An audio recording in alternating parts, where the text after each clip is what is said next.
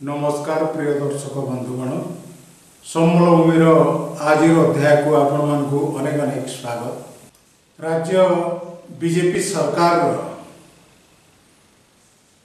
Budget अधिवेशन आरंभ हो सारी एवं ता पूर्वर आम गतकाली कहीदिलु जे विरोधी अति सशक्त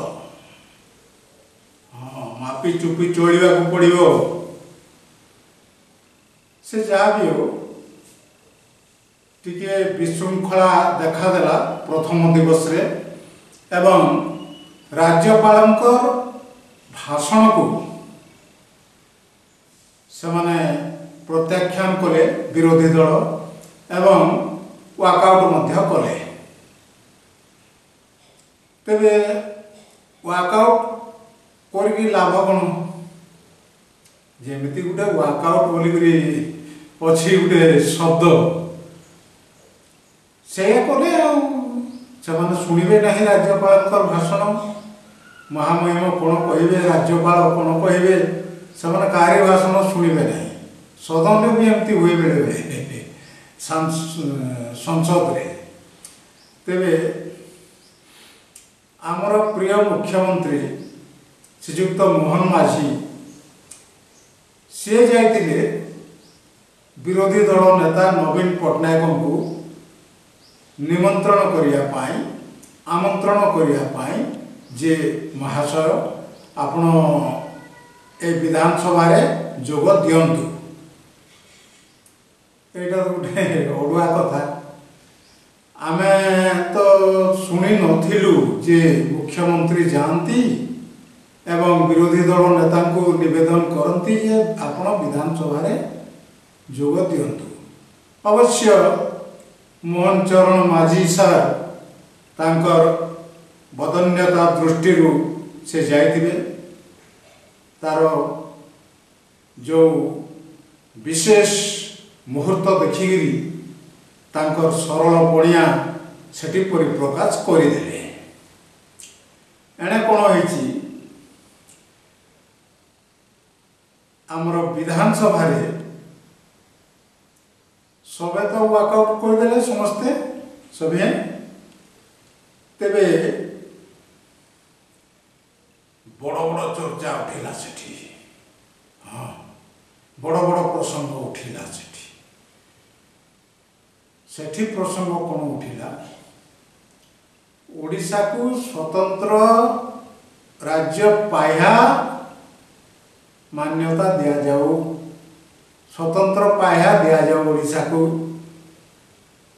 अच्छा ए स्वतंत्र पाह्या लगी आमर पूर्वतन मुख्यमंत्री नवीन पट्टनायक बहुत आंदोलन करतिले, कसरत करतिले। दिल्ली रे जाइकरी हजार हजार लोक एठू जाइकरी सेठी ठुलो होइकरी समावेश करतिले एवं निजर दाबी जणाइथिले। सेतेबेले मध्य नवीन पट्टनायक एवं आमर बीजेपी केंद्रीय बीजेपी सरकार सहित घनिष्ठ संपर्क थिला। चाहिथिले हासिल करि पारिथांते किंतु कहीं के जानी सेटा हासिल तो हला नहीं।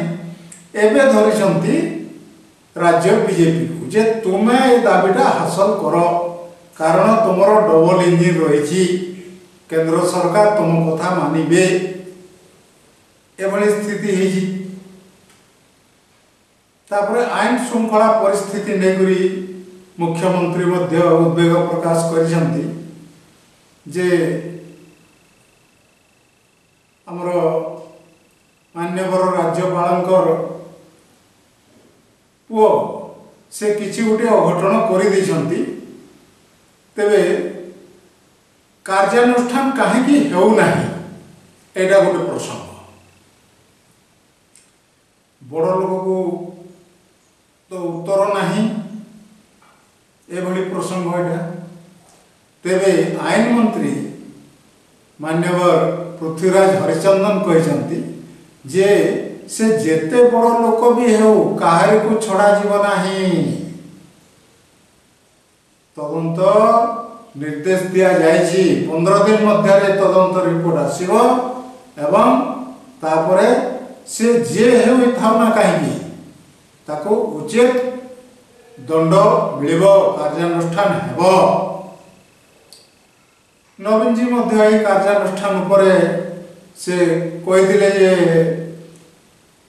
कुआडे तांको अमलरे नवीन पट्टनायक शासन काल पूरा आईन श्रृंखला स्थिति ठीक थिला, कोठी मर्डर हो नथिला, केउठी हत्या हो नथिला, केउठी आगण हो नथिला।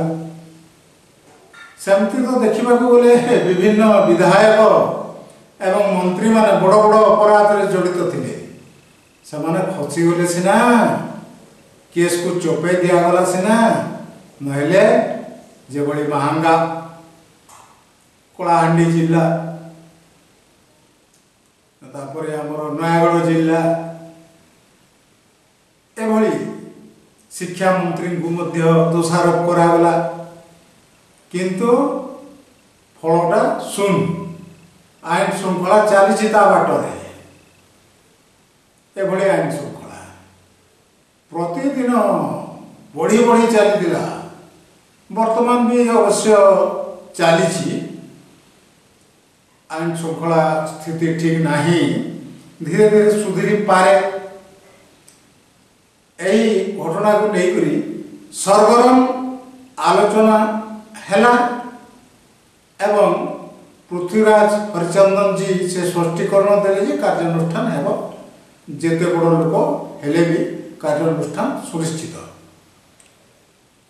आमे देखुजु बीजेडी सरकार अमल करिथिबा प्रकल्प गुड़िक वर्तमान सुधा कार्यकारी होई पारि नाही। को प्रकल्प अनेक प्रकल्प अच्छी, हाँ कुआड़े कोटा गुटे अधे हेइथिबो रास्ता पोल से कथा छाड़ंतु। विस्थापित समस्या जो सुक्तेल प्रकल्प रे जो माने बासच्युत होइचंती, समलेई प्रकल्प रे जो माने बासच्युत होइचंती, समाने जाइछंती मुख्यमंत्री को भेटिया पाई एवं भेटी सारी मध्य जे तांकर गुहारी सुनिया को कहीं नथिले। तेबे वर्तमान आउ से राज्य पाया स्वतंत्र राज्य पाया ओडिशा को मिलवा कथा मुख्य प्रसंग गतकाली थिला। आग को देखा जाऊ आउ को प्रसंग आसुची, क्या कहवा कपाल सिना कर मारिबा